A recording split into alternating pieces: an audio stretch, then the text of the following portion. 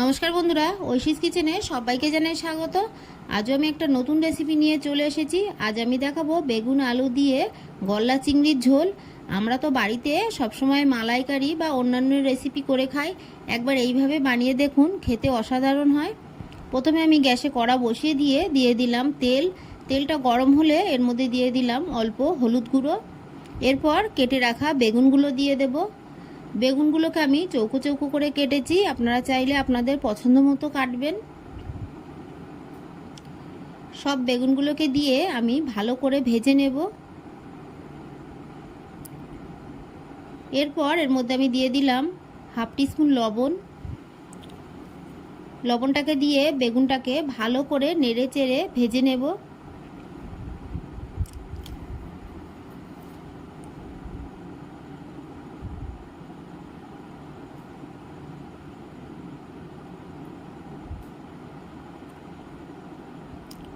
দেখুন বেগুনটাকে আমি লাল করে ভেজে নিয়েছি। এরপর গ্যাসের ফ্লেমটাকে লো করে দিয়ে বেগুন ভাজাগুলো তুলে নেব।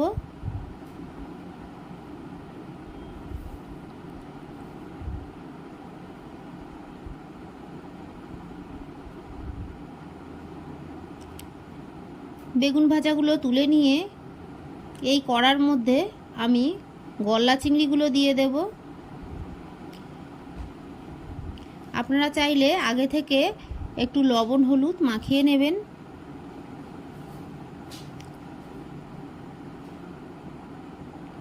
গলদা চিংড়ি দিয়ে এর মধ্যে আমি একটু দিয়ে দেব লবণ, দিয়ে দেব হলুদ গুঁড়ো। এরপর ভালো করে নেড়ে গলদা চিংড়িটাকে ভেজে নেব।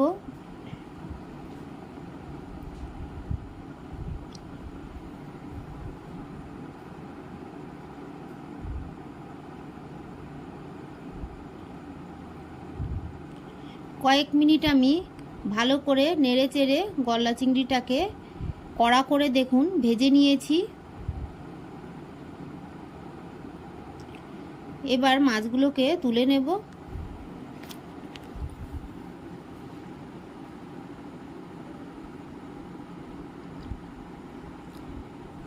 এই তেলের মধ্যে আমি আরও একটু তেল দিয়ে দেব।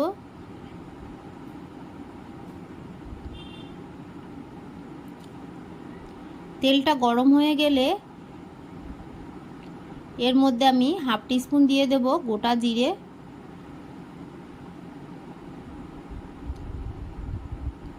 কয়েক সেকেন্ড নেড়ে দিয়ে জিরেটাকে ভেজে নেব। ফোড়নটা ভাজা হয়ে গেছে। এবার এর মধ্যে কেটে রাখা আলু দেব। আলুটাকে দিয়ে আমি 1 মিনিট মতো নেড়ে নেব। আলুটাকে কিছুটা ভেজে নিয়েছি। এবার দিয়ে দেব একটা বড় সাইজের পেঁয়াজ। পেঁয়াজটাকে দিয়ে ভালো করে আলু পেঁয়াজটাকে বেশ কিছুক্ষণ নেড়ে ভেজে নেব। প্রথমেই আমি পেঁয়াজটা দিলাম না, প্রথমে পেঁয়াজটা দিলে আলুটা ভালো করে ভাজা হয় না, সেই কারণেই আলুটাকে ভেজে নিয়ে তারপরে পেঁয়াজটাকে দিলাম। এরপর আলু পেঁয়াজটাকে ভালো করে ভেজে নিলাম।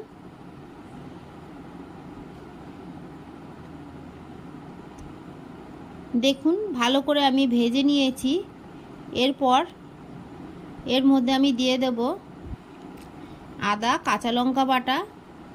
আমি কাঁচা লঙ্কা বেটে দিলাম, আপনারা চাইলে গোটা কাঁচা লঙ্কা চিড়ে দেবেন। দিয়ে ভালো করে নেড়ে মশলাটাকে কষিয়ে নেব। একটু নেড়ে নিলাম। এরপর এর মধ্যে দিয়ে দেব হাফ টিস্পুন লবণ,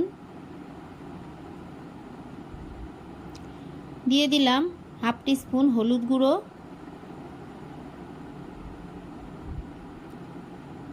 দিয়ে দেব 1 টিস্পুন জিরে গুঁড়ো।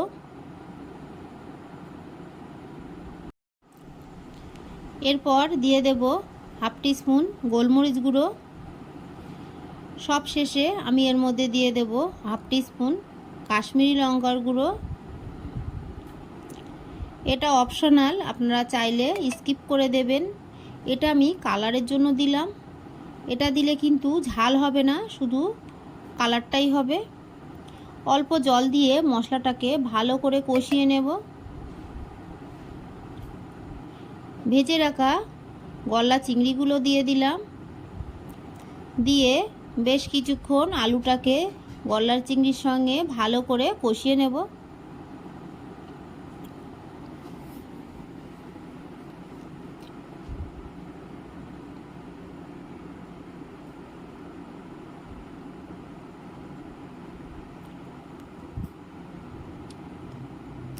এইভাবে বাড়িতে যদি বানান দেখবেন আরও একবার বানিয়ে খেতে ইচ্ছা করবে।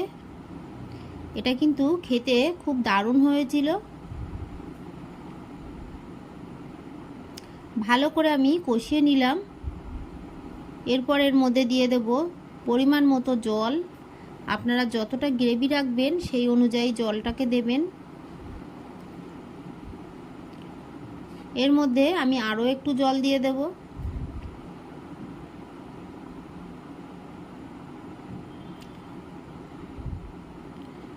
আরও একটু জল দিয়ে দিলাম।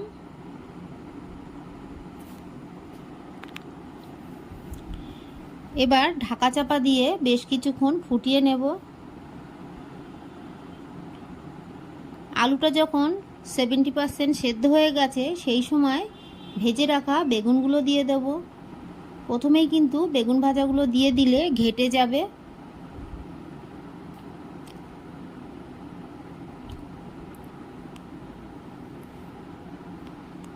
ভালো করে মিশিয়ে নিলাম। এরপর ঢাকা দিয়ে আমি আরও কিছুক্ষণ ফুটিয়ে নেব।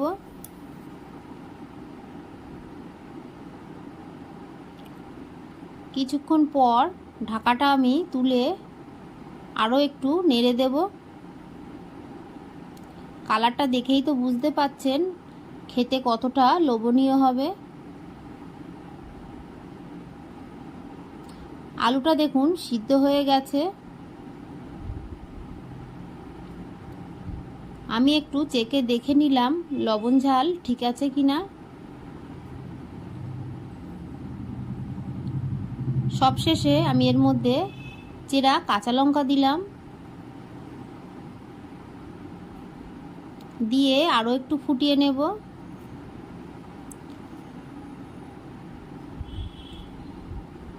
এক মিনিট মতো ফুটিয়ে নিয়েছি। নেওয়ার পরে ঢাকাটা তুলে আবারও একটু নেড়ে দেব।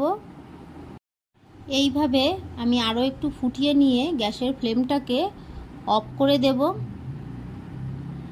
নামানোর পর 5 মিনিট বাদে আপনাদের দেখাচ্ছি, দেখুন কালারটা কতটা সুন্দর হয়েছে। খেতেও কিন্তু ততটাই ভালো হয়েছে। আপনারা এইভাবে বাড়িতে বানাবেন আর আমাকে কমেন্ট করে জানাবেন আপনাদের কেমন লাগলো। আমার এই রেসিপিটি আপনাদের ভালো লাগলে প্লিজ আমার চ্যানেলটিকে সাবস্ক্রাইব করে পাশে থাকা বেল আইকনটি ক্লিক করে দেবেন। তাহলে আমার নতুন ভিডিও নোটিফিকেশান আপনাদের কাছে পৌঁছে যাবে। ভালো লাগলে একটা লাইক করতে ভুলবেন না। রেসিপিটি কেমন লাগলো আমাকে কমেন্ট করে জানাবেন। ভালো থাকবেন, সুস্থ থাকবেন। পুরো ভিডিওটা দেখার জন্য সবাইকে জানাই অসংখ্য ধন্যবাদ।